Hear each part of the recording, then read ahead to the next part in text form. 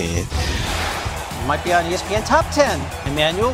49ers still down 6 at that point, but first and goal, Raheem Mostert going through, slipping in.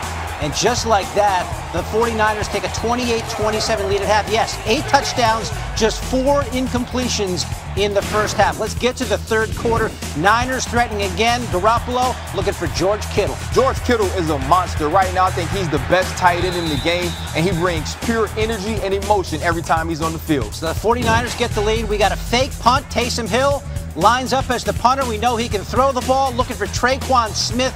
And there was howling from New Orleans on this play.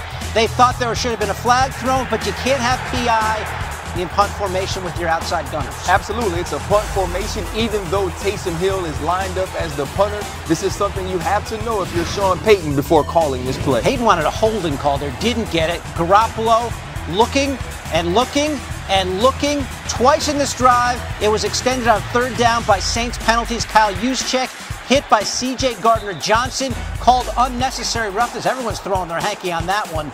Sean Payton begging for a call, doesn't get it. Second and goal, Garoppolo. Again, plenty of time, and he's got Kendrick Bourne.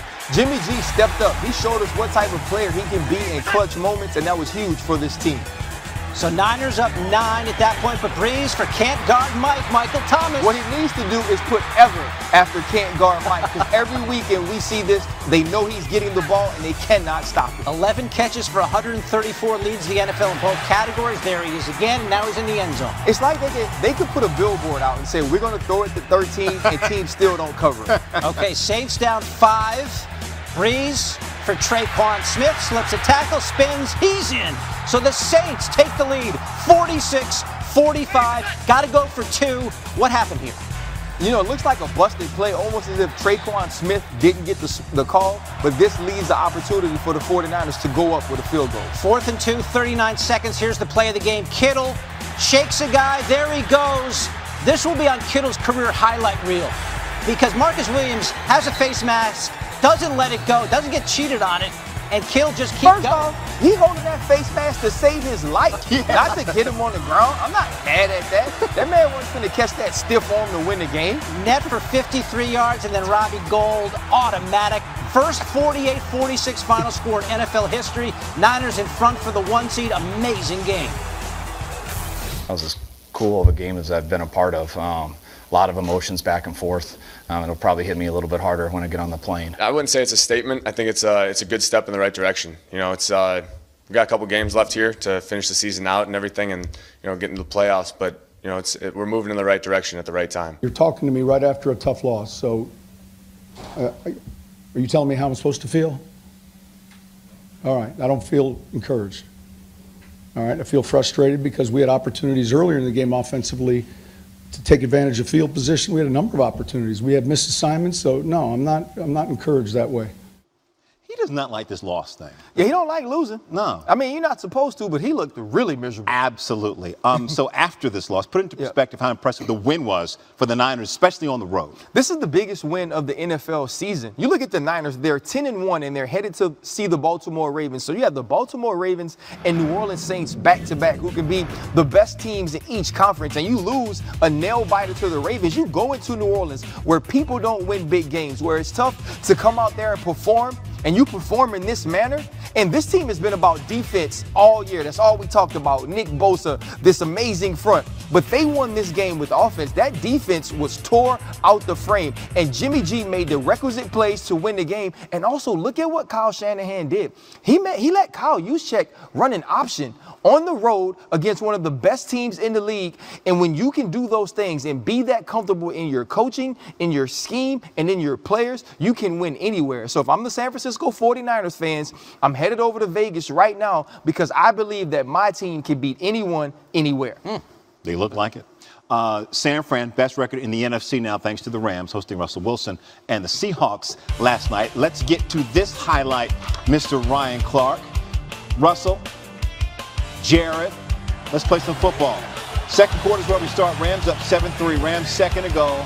And Goff going to get the handoff or get the snap and play action to Robert Woods. This is when they're at their best, when the play action game is working, but it's the consistent run calls by Sean McVay that gets him there. All right, Russell Wilson off play action, looking for Malik Turner. Jalen Ramsey had some coverage. Listen, this was good coverage, but Russell Wilson threw this ball like he was pitching on the mound in the major league. It had some heat on it. Jalen Ramsey makes the play. Goff, Cooper Kupp.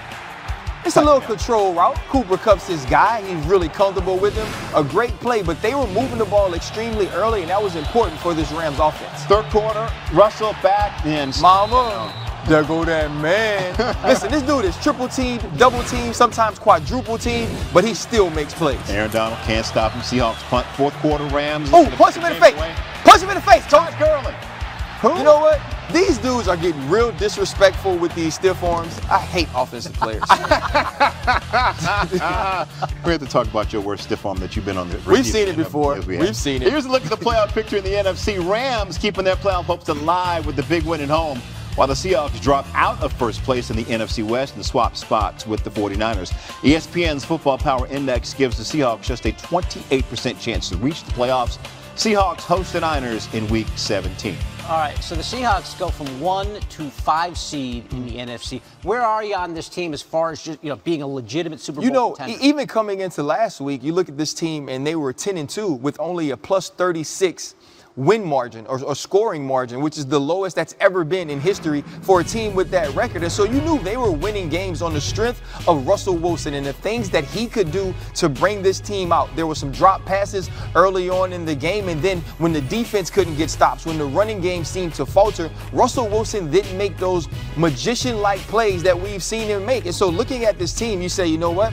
I like the San Francisco 49ers over them, even though they beat San Fran on some great plays by Russell late in the game. The New Orleans Saints and even the Minnesota Vikings and some of these teams, Green Bay Packers, are going to be tough for the Seattle Seahawks to beat. And so you're going to need a stalwart effort out of Russell Wilson, but this defense has to get better, has to make the plays we saw them make against San Francisco and some other teams in the last few weeks in order for them to win and think that they could contend to be the NFC champion. Everyone's down on the Dallas Cowboys. Cowboys have scored more points than the Seahawks and given up fewer points than the Seahawks, and they may meet in the postseason. We'll see about that. All right, so the Rams get a nice win over the Seahawks. Not the only game in town in Los Angeles last night. To the NBA, Timberwolves and Lakers. RC loves being in on basketball. LBJ and AD. There was a reason he went and got that guy. You know what AD stands for? All day? Alpha dog. I mean, I don't know if that's what it stands for. I think it does. What we're seeing lately, he's led the team in scoring. Each of the last 7 games, and LeBron just finds them. I think the one thing that's been impressive about this team, Dave, is how hard they play every single night. This is a team on a mission, and when you have someone with that length and that talent, you're going to be able to get good buckets. That's a big stride. And then LBJ. Yo! I'm going away to my left. I dunk on the right. The bench is going crazy as if they've never seen LeBron James dunk ever in life. I guess this is new to all these people on the bench. Quinn Cook almost lost his mind like he's never seen.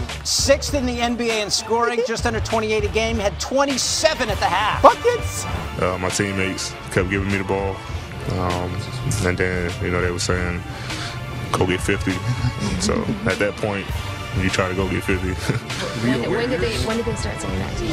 Halftime. All right, go get 50. Lakers up by 12. AD, pull it up. And fade away. The step back is too easy, D. Lloyd. It's too easy. He was 20 of 29, and that's not all inside either. He's got the outside game going between the rings. Again with the fadeaway. Had 42 points after 3 quarters. Guard-like skills, long arms. Used to be a point guard in high school, and then he had the growth spurt. And so the Lakers find him. 50 points for Anthony Davis, 4th career game, first as a Laker. And then, how about one more from LeBron? Long 3. Got it. Hey, Dave, that's what I looked like when I was on the 12-year-old West Bank Biddy basketball team. Is that I what was unstoppable. I averaged 23 points a game. Do you have any video? It was the greatest basketball year of my life. You should have seen me in those little bitty shorts. I only wish we could. Lakers are now 21-3, a 17-point win over the Timberwolves. Let's get back to Anthony Davis. That cool 50 he dropped on the T-Wolves. He becomes just the 3rd player in Lakers history to make 20 field goals and shoot 100% from the foul line as well.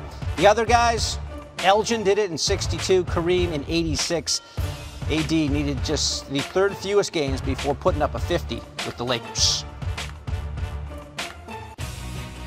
Guys, still ahead. I'm going to tell you why the Chiefs defense is stepping up and why this is making Kansas City Chiefs a more complete team than they've ever had in the Patrick Mahomes era. And the Bills put up a good fight, but the Ravens get a win, and we're going to see why they're the team to beat in the AFC. And it's not just about Lamar Jackson. Hey, guys, and guess what? The College Football Playoff Committee got it right. I think there's a team that's number one, and they from the BR, and it's LSU. Holla at your boy.